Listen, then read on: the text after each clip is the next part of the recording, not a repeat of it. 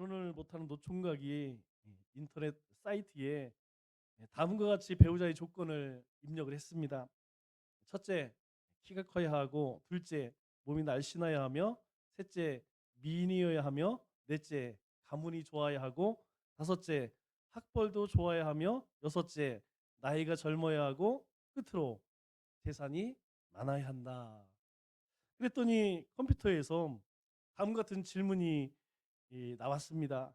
각 학문에 솔직히 예, 아니오로 답하시오. 체크를 하시오. 첫 번째, 당신은 키가 큽니까? 둘째, 당신은 체격이 우람합니까? 셋째, 미남입니까? 넷째, 가문이 훌륭합니까? 다섯 번째, 학벌이 좋습니까? 여섯 번째, 나이가 젊습니까? 끝으로 재산이 많습니까? 노총각은 한참 고민을 하다 그런 생각을 했어요. 그래도 진실은 통하겠지. 그래서 각 질문에 아니오에다가 체크를 다 했어요. 그랬더니 이제 결과가 나왔습니다. 이 컴퓨터에 뭐라고 나왔냐면 당신은 지금 꼴값을 떨고 있습니다. 이렇게 나왔대요. 우리의 신앙생활에서 지금 내가 어느 정도의 믿음의 분량과 또 영성을 가지고 있는지 아는 것은 굉장히 중요합니다. 나 자신을 너무 과대평가해도 안 되고 우리의 자신을 너무 과소평가해도 안 된다는 것이죠. 왜 그럴까요? 그것은 둘 다 교만이라는 거예요. 과대평가는 하나님 없이도 내가 할 수 있다라고 하는 교만이고, 과소평가는 우리에게 힘 주시는 이가 누구예요? 하나님이시죠? 네, 하나님이 우리에게 힘을 주시고 믿음을 주시기 때문에 우리는 할 수 있는 것이죠. 그래서 과소평가도 역시 교만이라는 것입니다. 부흥이라고 하는 것은 성령이 임하셔서 우리의 시선이 하나님께로 향하도록 만들어주는 것이죠. 여러분, 부흥은 결코 양적으로 많아지는 것을 부흥이라고 생각하면 안 됩니다. 부흥은 하나님이 우리 가운데 임하셔서 우리가 무엇을 하든 간에 항상 하나님을 바라보는 것, 그게 바로 진정한 부흥이라는 것이죠. 하나님의 영이 새롭고 힘차게 역사하셔서 부흥이 일어날 때 우리의 영이 살아나는 것입니다. 우리의 예배가 살아나고 우리의 기도가 살아나고 우리의 헌신이 살아나는 것이죠. 우리를 살리는 것은 하나님의 영, 성령이라는 것입니다. 이런 은혜를 갈망하고 사모하는 사람들에게 하나님은 그 영을 부어주겠다, 그렇게 약속을 하셨죠. 예수님께서 이렇게 말씀하십니다. 9절 말씀을 보니까 귀 있는 자는 들으라, 이렇게 말씀하세요. 그럼 귀 없는 사람이 있어요? 다 귀가 있습니다. 그러니까 모든 사람이 다 들어라, 이런 얘기겠죠. 이 말은 내가 귀를 가진 것은 하나님의 선물이지만 말씀을 듣는 것은 누구의 책임이라는 거예요? 나의 책임이라는 것이죠. 그래서 어떻게 들을 것인가 하는 것이 오늘 본문에서 다루고 있는 교훈의 핵심이라는 것입니다. 이 비유는 하나님의 때, 즉 마지막 때 세상에 나타난 천국을 말씀하고 있습니다. 이 세상에 하나님의 말씀의 씨가 뿌려질 때에 밭을 가려서 좋은 땅에만 뿌려지는 것이 아니라는 것이죠. 이 씨는 어느 때는 길가에, 또 돌짝밭에, 가시밭에, 좋은 땅에, 그렇게 어느 곳에 떨어질지 모른다는 것입니다. 누구나 공평하게 들을 수 있도록 모든 사람들에게 다 공평하게 골고루 뿌려진다는 것이죠. 중요한 것은 오늘날에도 똑같은 네 종류의 반응이 이 교회 속에서 하나님의 말씀을 접하고 있는 우리 가운데 그대로 존재한다는 것입니다. 우리가 잘 아는 대로 첫 번째 밭은 길가라고 하는 밭입니다. 씨가 길가에 떨어졌는데 새들이 와서 먹어버렸죠. 19절 말씀을 보니까 이렇게 이야기합니다. 악한 자가 와서 그 마음에 뿌려진 것을 빼앗나니. 길가라고 하는 것은 밭과 밭 사이에 나 있는 작은 통로를 이야기해요. 여러분, 예전에는 우리가 지금이야 뭐 길들이 다 넓혀졌지만 예전에는 그렇게 길이 넓지 않았습니다. 동네에 들어가는 그 길만 조금 넓었지 나머지는 다 샛길이에요. 예. 나머지는 다 조그만 길이었습니다. 저도 지금이 기억나는 것이 무엇이냐면 새마을 운동해 갖고 이제는 군순다고 했어요. 우리 동네에서 군순다고 그랬는데 이제 식구별로 하나씩 일요일 날 나와 갖고 여러분 마을길 넓히고 뭐 풀 깎고 그런 거 했다니까요. 그러면서 조금씩 조금씩 길이 넓어졌지 그 이전에는 우리가 다니는 길이 그렇게 넓지 않았죠. 길이 좁다 보니까 사람들이 그곳을 계속 다니니까 어떻게 되겠어요? 당연히 그 길이 단단하게 굳어지겠죠. 그런데 불행히도 어떤 씨는 그 길가에 떨어져서 새들이와 떨어진 이 씨를 쪼아 먹음으로 도무지 열매를 맺을 수 없었다는 것이죠. 같은 본문 말씀을 가지고 있는 마가복음에는 이렇게 기록을 하고 있습니다. 마가복음 4장 15절 말씀을 보면 곧 말씀을 들을 때에 사탄이 와서 그들에게 뿌려진 말씀을 빼앗는 것이요. 어디에? 말씀이 길가에 뿌려졌다라고 하는 것은 사탄이 와서 그들에게 뿌려진 말씀을 빼앗아 가는 것이요. 이렇게 말씀하고 있어요. 왜 사탄이 와서 우리의 마음속에 떨어진 이 말씀의 씨를 빼앗아 갈까요? 동일한 말씀을 누가복음 12절 8장 12절에는 이렇게 말씀하고 있습니다. 이에 사탄이 가서 그들이 믿어 구원을 얻지 못하게 하려고 말씀을 그 마음에서 빼앗는 것이요. 여러분 뭐라고 이야기해요? 구원을 얻지 못하게. 우리가 하나님의 말씀을 들음으로 인하여서 우리가 죄인이구나. 우리는 우리 힘으로 구원할 수 없구나. 이렇게 깨달아야 되는데 사탄이 와서 우리 가운데 말씀을 빼앗아 가버린대요. 그래서 결국 구원에 이르지 못하게 하기 위해서 사탄이 우리의 말씀을 빼앗아 간다는 것입니다. 길가는 사람들이 다니고 또 다니고 많은 사람들이 지나다니기 때문에 굳어진 땅이에요. 이 말은 사람들 마음속에 자기의 생각, 자기의 경험, 자기의 철학, 그 사상들이 가득하게 그 자신을 지배하기 때문에 하나님의 말씀이 들어갈 곳이 없다는 거예요. 여러분 세상 사람들은 얼마나 똑똑한지 모릅니다. 이야기를 나눠도 보면 별 알같지도 않은 정말 개똥 철학들이 많아요. 말 되지도 않아요. 앞뒤도 맞지도 않습니다. 논리도 없고 이치도 없어요. 그런데 하나 자기 주장이 있어요. 자기 생각이 있습니다. 어디서 본 것이 있어요. 그런데 진리인 성경은 믿지 않지만 이상하게 다른 철학들, 다른 사상들은 어떻게 그렇게 철저히 믿는지 정말 이상하더라고요. 여러분 그것이 있으면 말씀이 들어갈 수 있을까요? 절대로 들어가지 못합니다. 여러분 우리 생각도 그래요. 내가 어떤 생각에 사로잡혀 있으면 하나님의 말씀이 절대 뚫고 들어오지 못합니다.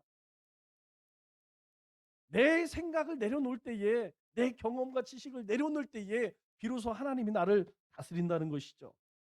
오늘 본문에서 주님께서 말씀하시는 초점이 뭡니까? 씨가 떨어지자마자 새들이 와서 다 쪼아 먹었다는 거예요. 주님께서 설명하시기를 이것은 하나님의 말씀을 듣고도 깨닫지 못할 때에 악한 자 사탄이 와서 그 마음에 뿌려진 것을 빼앗나니 이것이 곧 길가에 뿌리온 자다 이렇게 말씀하고 있어요. 여러분 우리 삶에 누구나 첫사랑이 있죠? 가물가물하지만 여러분 절대로 잊지 않는 것이 첫사랑이에요. 여러분 첫 것은 잘 잊지 않습니다. 내가 처음 드렸던 11조, 내가 처음 만났던 첫사랑, 내가 처음 얻은 자식. 이 첫 번째는 시간이 오래 지나도 잘 잊혀지지가 않아요. 그런데 여러분 첫사랑이 행복하게 살면 배가 아프죠? 또 첫사랑이 불행하게 살면 가슴이 아픕니다. 그런데 첫사랑이 내 남편이면 머리가 아파요. 사람의 마음이 강팍해지면 사랑이 무뎌지면 여러분 이런 현상이 찾아온다는 것입니다. 우리는 적어도 일주일에 한 번, 주일날 한 번쯤은 교회에 나가야 한다. 이런 생각을 다 가지고 있어요. 여러분 교회에 가야 된다. 주일은 지켜야 한다. 그러면 왜 주일날 교회에 갈까요? 왜 주일날 교회에 와야 할까요? 여러분 이것에 대해서 깊이 생각하는 사람들은 많지 않다는 것입니다. 주일이니까 교회 가야지. 그게 아니고 왜 오늘 교회를 가야지? 왜 오늘 예배를 드려야 되지? 이게 더 중요하다는 것이죠. 여러분들이 꼭 기억할 것은 예배를 드릴 때마다 항상 내가 어떻게 해서 하나님의 백성이 되었는가 이게 중요하다는 거예요. 우리는 죄인 중에 죄인이었습니다. 그런데 하나님께서 우리에게 은혜를 베풀어 주셔서 예수님이 나를 위해 땅에 오시고 십자가를 지시고 나의 죄를 위해서 죽으셨다는 사실이에요. 예수님만 믿으면 묻지 않겠다는 거예요. 그뿐만이 아닙니다. 예수님께서 사흘 만에 부활하셔서 그 영원한 생명을 우리에게 주셨다는 거예요. 그래서 예수님을 믿으면 살아도 죽지 않고 죽어도 죽지 않는다는 것입니다.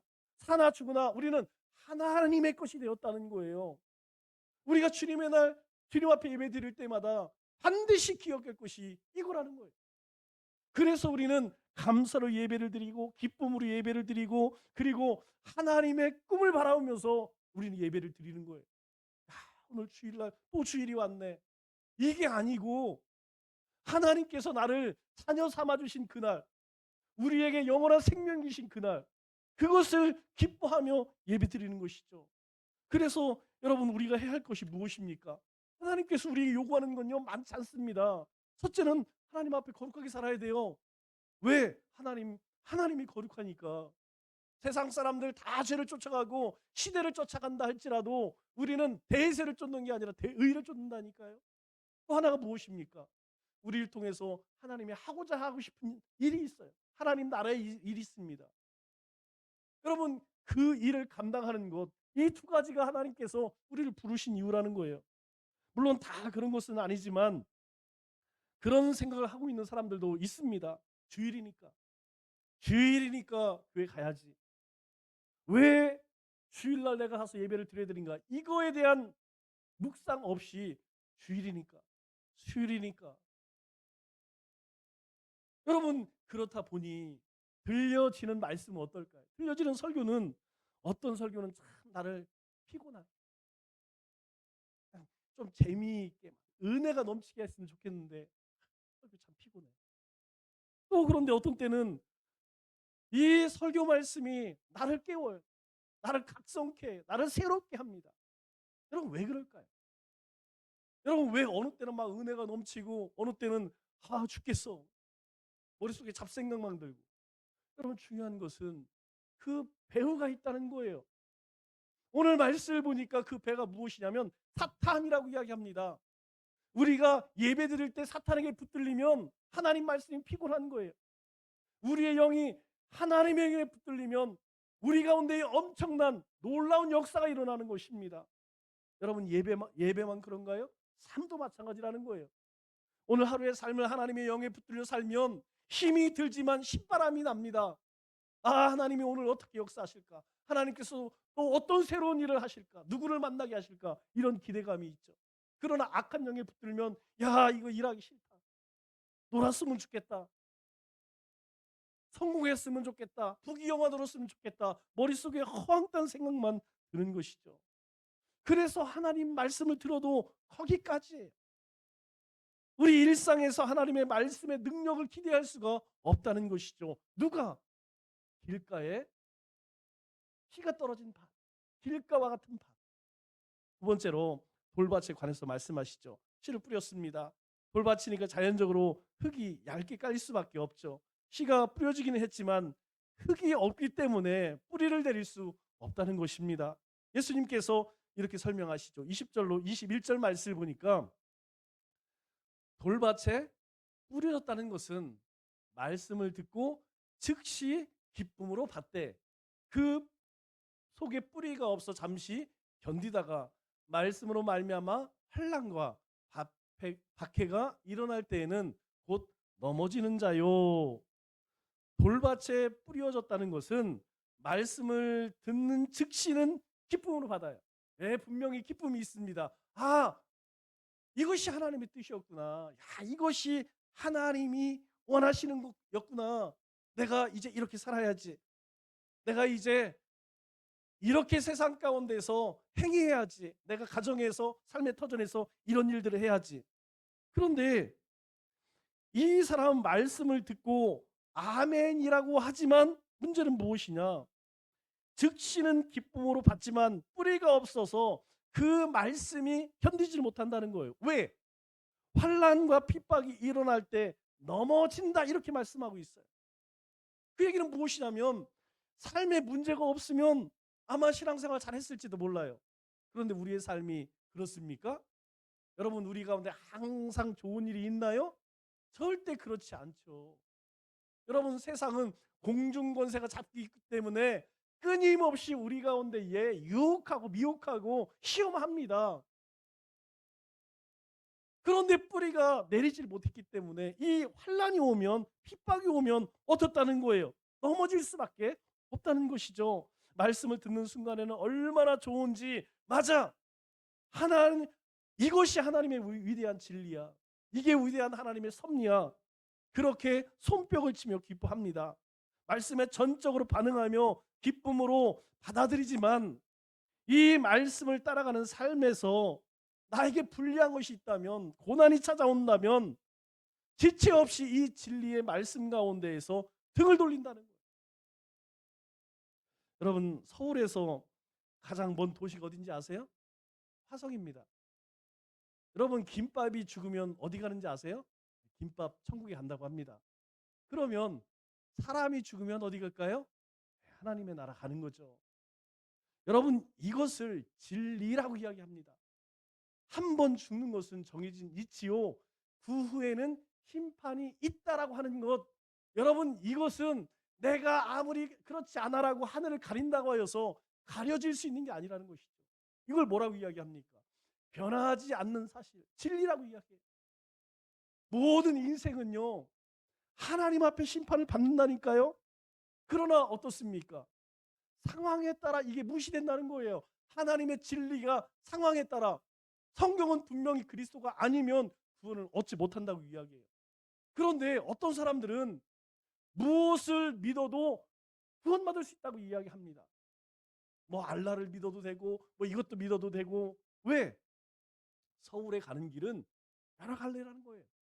우리가 궁극적으로 하늘나라에 가는데 그 하늘나라에 가는데 서울에 가는데 기차를 타고 갈 수도 있고 버스를 타고 갈 수도 있고 걸어갈 수도 있고 길은 많이 있기 때문에 무엇을 믿어도 구원을 얻는다. 여러분 심지어는 그런 이야기해요. 이미 구원을 얻었기 때문에 우리는 이 땅 가운데에서 그렇게 열심히 신앙생활 안 해도 돼. 믿으니까 뭐 이렇게 교회 열심히 가. 뭘 기도를 해. 말씀을 묵상해. 여러분 이런 사상들이 점점점 확대되고 있어요. 제가 어렸을 때에는 아마 여기 계신 분 대다수가 그렇지만 굉장히 엄격했습니다. 적어도 신앙생활 가운데에서 굉장히 엄격했어요. 그런데 조금씩 조금씩 느슨해지기 시작합니다. 왜 그럴까요? 길가와 같은 마음밭의 적이 사탄이었다면 이 돌밭과 같은 마음의 밭의 적은 누굴까요? 바로 세상이라는 것입니다. 왜냐하면 우리의 육신은 항상 편한 것을 추구해요. 그런데 그 편안한 삶을 추구하는데 환난과 핍박이 찾아와 아이고 죽겠네.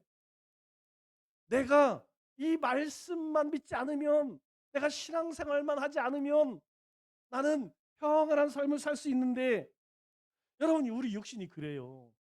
편하게 더 나를 축복되게 하는 것에만 쫓아다닙니다. 참 이상해요. 제가 지난주죠? 지지난주죠? 재밌는 얘기를 들었어요. 사실 저도 그런 생각을 했고 제가 교회 건축 조사를 쭉 하면서 굉장히 낙심이 되더라고요. 또 한편으로 굉장히 기대가 됐습니다. 왜? 현실적으로는 불가능해요. 그러기 때문에 기대가 돼요. 왜? 하나님의 기적을 볼 수 있는. 그러나 또 현실을 우리가 무시할 수는 없죠. 그러다 보니까 어떤 분들이 그런 얘기해요. 복권을 좀 사야겠다. 저도 그 생각했거든요. 복권을 이렇게 보니까 토요일 날 하잖아요. 일요일 날, 월요일 날 신문을 보면 복권 당첨금 해서 제가 이제 쭉 보니까 한 17억에서 25억 사이, 사람 당첨되는 사람이 좀 많으면 한 17억 이하는 별로 없더라고요. 좀 적으면 한 20억에서 25억 이렇게 받아가더라고요. 7명에서 10명 사이가. 어떻게 이렇게 딱 맞아? 우리가 300평 딱 치면 15억에 플러스 2억 하면 딱 맞는 거잖아요.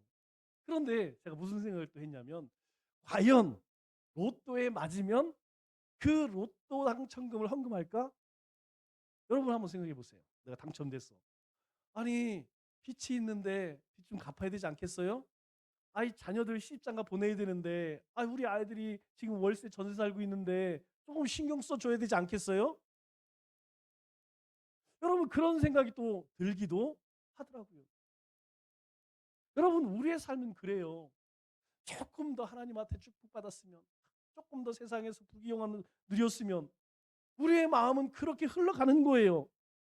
그러다가 내 육신을 고생해 가는 것, 또 내 육신을 더 괴롭게 만드는 상황이 오면, 여러분 그것이 진리인지 아닌지가 중요하지 않습니다. 하나님이 기뻐하는 일인지 하나님이 싫어하는 일인지 그게 중요하지 않아요. 왜? 이미 내 삶 속에 아무런 의미가 없어졌기 때문이죠. 왜냐하면 그것이 나를 힘들게 할 뿐입니다. 신앙생활 자체가 나를 불편하게 만드는 거예요. 그래서 진리를 외면하게 되는 것이죠. 그러나 하나님은 우리에게 말씀하세요. 디모데후서 3장 12절에 무릇 그리스도 예수 안에서 경건하게 살고자 하는 자는 박해를 받으리라. 여러분 이 말을 역으로 이야기하면, 그리스도 밖에서 경건하지 않게 살고자 하는 자는 박해를 받지 않으리라, 이 말과 같은 거예요. 우리가 믿음으로 살고 하나님이 기뻐하시는 그러한 삶을 살기를 원한다면 우리의 삶에는요 박해를 받을 수밖에 없다는 거예요. 여러분 어떻습니까? 우리가 경건하게 살면서 박해받고 싶지 않아, 이건 불가능하다는 거예요. 우리의 삶에 고난이 찾아올 수 있다는 거예요. 왜? 내가 경건하게 살고자 하는 믿음이 있기 때문에, 하나님이 우리에게 그렇게 은혜를 부어주시기 때문에, 그것이 비정상이 아니고 그것이 옳다는 것이에요. 여러분 우리가 욥기를 묵상하면서 무슨 생각이 드세요? 정말 많은 생각이 들죠? 그런데 욥이 온전하고 정직하며 하나님을 경외하고 악에서 떠나지 않았다면, 여러분 사탄이 시험했을까요? 시험할 필요도 없죠. 그냥 냅둬도 알아서 죄를 먹고 마시고 살아가는데 뭐하러 시험하겠습니까? 그런데 욥이 하나님을 경외하고 악에서 떠나고 온전하며 정직하게 사니까 하나님이 축복하셔서 그렇잖아요. 소유를 뺏어갑니다. 자녀들이 있잖아요. 자녀들 뺏어갑니다. 아직 건강 있잖아요. 건강 뺏어갑니다. 그런 욥의 모습을 보세요.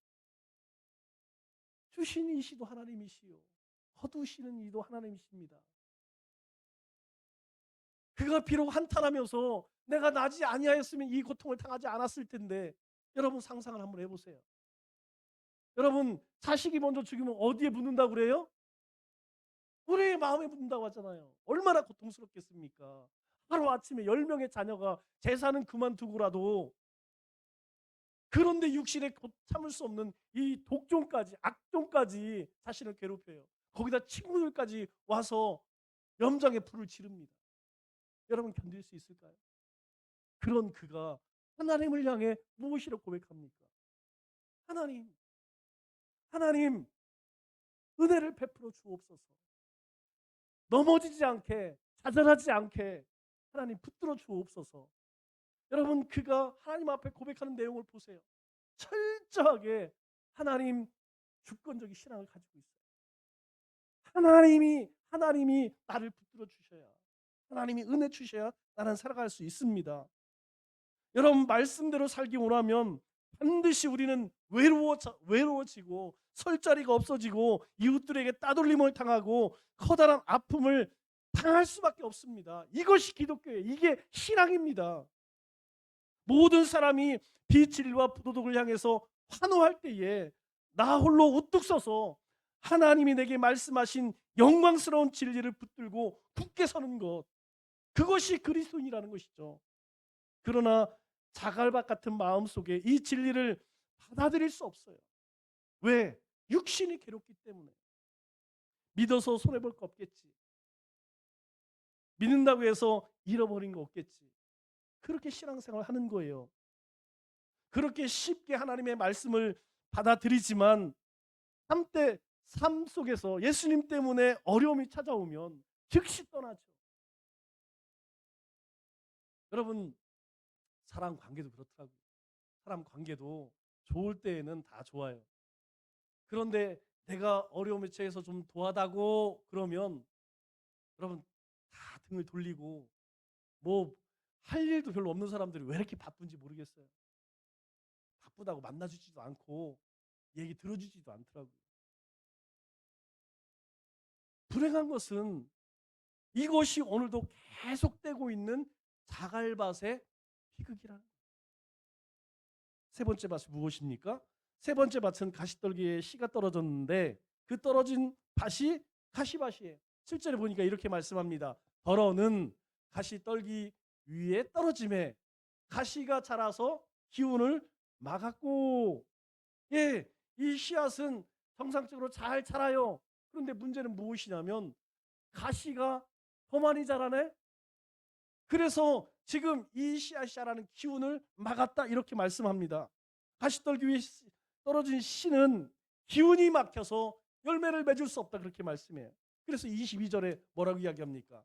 이 가시떨기에 떨어졌다 뿌려졌다는 것은 말씀을 들으나 세상의 염려와 재물의 유혹의 말씀이 막혀 결실하지 못하는 자요. 이 사람은 말씀을 잘 받아들이는 사람.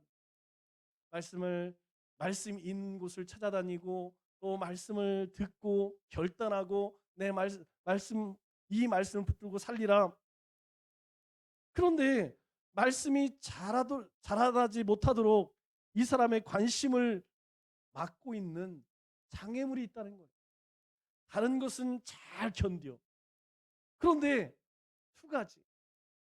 세상의 염려와 재물의 유혹. 이 사람의 적은 세상이라는 거예요.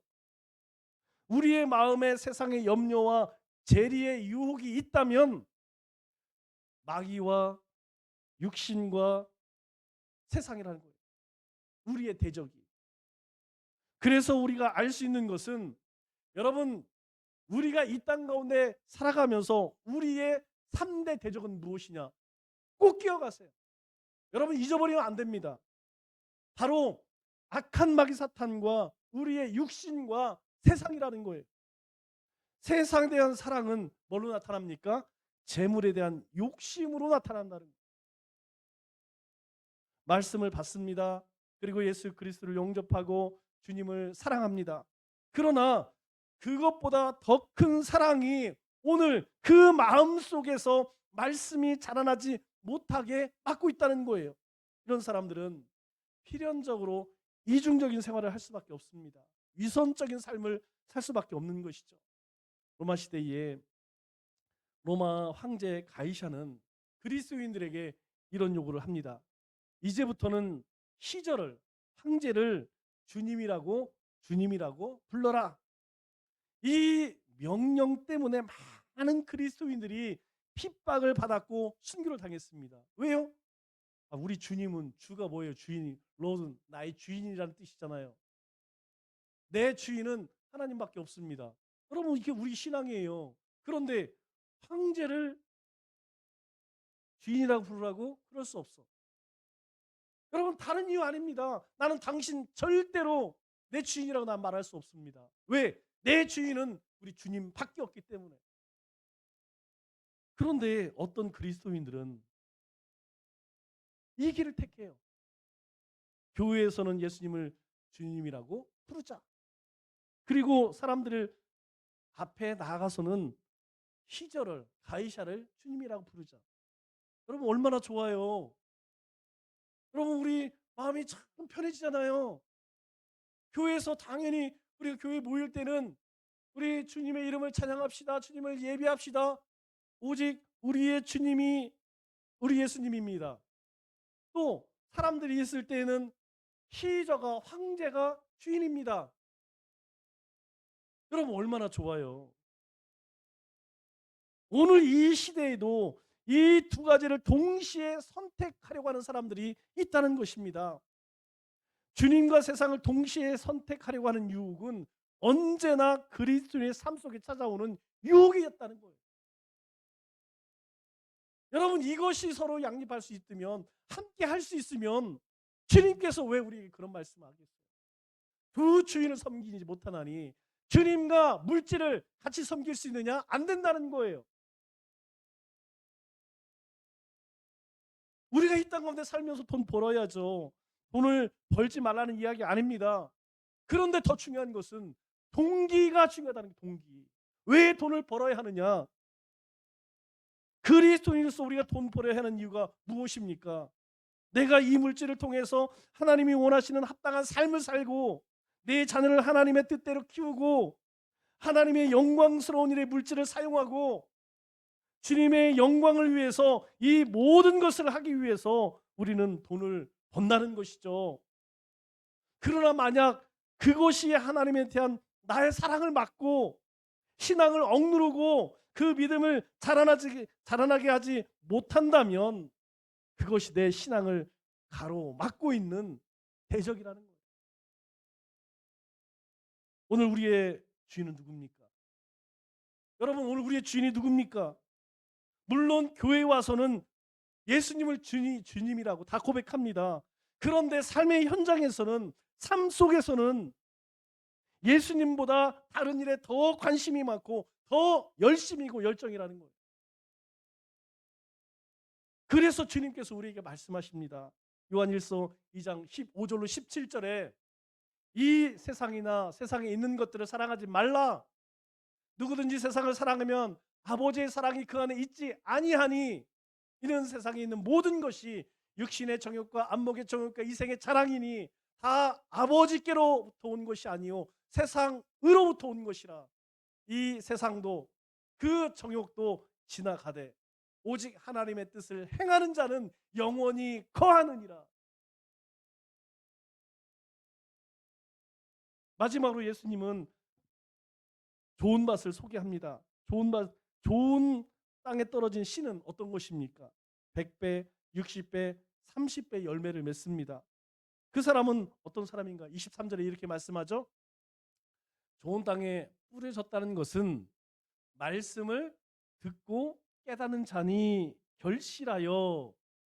여러분 병행 구절인 누가복음 8장 15절에는 착하고 좋은 마음으로 말씀을 듣고 지키어 인내로 결실하는 자니라 이렇게 말씀하고 있어요.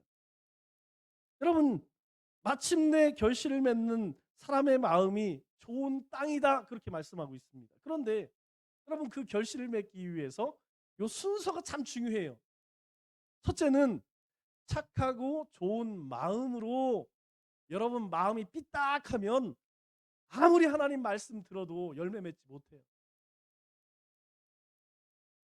주님께서 너희가 용서할 때 7번씩 70번이라도 용서해라. 그래? 주님이 7번씩 70번이라고 했으니까 내가 49번 참고 50번째는 죽여버려야지. 여러분 이렇게 삐딱한 마음으로 원수까지 사랑해. 아유, 그건 주님의 얘기고요. 우리는 사람이잖아요. 여러분 우리의 마음이 삐딱하면 여러분 하나님의 말씀을 들을 수가 없다는 거예요. 그래서 먼저는 착하고 좋은 마음으로 하나님의 말씀을 받아들일 준비를 해야 된다는 거예요. 둘째는 듣고, 말씀을 듣고. 여러분 마음만 좋으면 뭐예요? 말씀을 들어야지. 그 다음에는 지키어. 들었어요. 그 다음에는 행해야겠죠. 듣고 끝나면 소용이 없다는 것입니다. 그런데 그 지켜서 금방 열매 맺는 게 아니라는 거예요. 그 다음에 인내로. 그 말씀이 결실을 맺는 시간이 필요하다는 것이죠. 여러분 어떤 것도 뿌린 다음에 거두는 거 없어요. 여러분 밥을 지을 때에 안 치고 나면 뜸 들어야 먹는 것입니다. 여러분 중간에 뜸 들이지 않고 그냥 먹으면요. 익는다니까요. 뭐 그런 거 좋아하는 사람도 있겠지만 여러분 어떤 씨앗이든 뿌리고 싹이 틔워져서 자라서 열매를 맺어야 돼요. 한 달, 두 달, 석 달, 길게는 6개월, 1년이 지나야 결실을 맺을 수 있다는 것입니다. 그래서 인내로 참아야 돼요. 그 시간이 필요하다는 것입니다. 그럴 때에 바로 우리 가운데 행동의 변화가 일어난다는 거예요. 말씀대로 살고자 하는 거룩한 열망을 가지고 들은 말씀을 붙들고 산다는 것입니다. 그래서 하나님의 뜻대로 하나님이 기뻐하시는 삶을 살 수 있다는 것이죠. 그런데 이 거룩한 삶의 모습이 우리 가운데 있냐는 거예요. 내 삶 속에 있냐 하는 것입니다.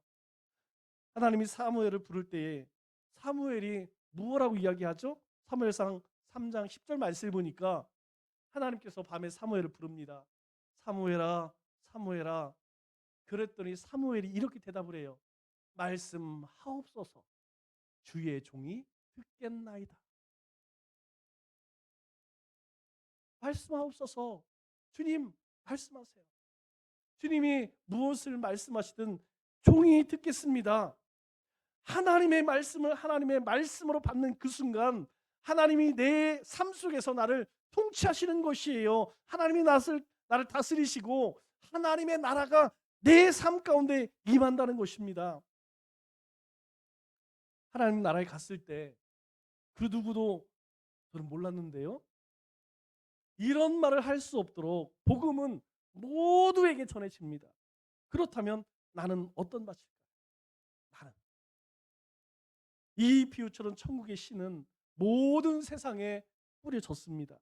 이 비유의 핵심은 뿌려진 씨에 문제가 없고 밭에 문제가 있다는 것입니다. 어떤 밭이냐에 따라서 열매를 맺기도 하고 좋은 땅이냐에 따라서 열매를 맺는 양도 달라질 수 있다는 거예요.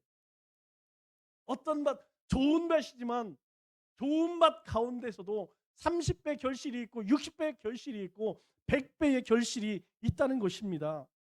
하나님의 사람으로 자라고 안 자라고는 내가 어떤 밭이냐에 달렸다는 것이죠.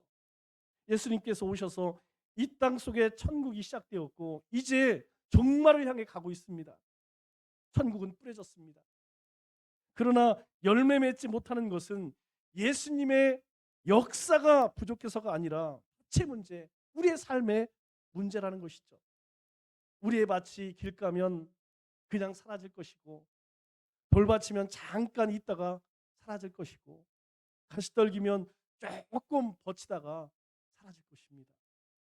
그런데 내가 좋은 밭이라면 하나님의 말씀이 내 안에 들어와서 100배, 60배, 30배의 열매를 맺을 것이다. 말씀하고 있습니다. 말씀을 맺겠습니다. 이스라엘의 암흑기에 하나님은 호세아 선지자를 보내어 이렇게 호소합니다. 호세아 10장 2절에 너희 묵은 땅을 기경하라. 너희 묵은 땅을 기경하라. 지금이라도 우리의 묵은 땅을 기경해야 한다는 것입니다. 우리의 마음을 갈아엎어야 한다는 것이죠. 우리의 삶을 바꿔야 한다는 것입니다. 더 늦으면 돌이킬 수 없다는 거예요. 이 한 주간도 좋은 땅과 같이 하나님의 말씀을 그대로 읽는 자, 듣는 자, 행하는 자가 되어 아름다운 말씀의 열매, 또 믿음의 열매, 성령의 열매를 풍성하게 맺는 우리 믿음의 권속들 다 되시기를 주님의 이름으로 축원합니다.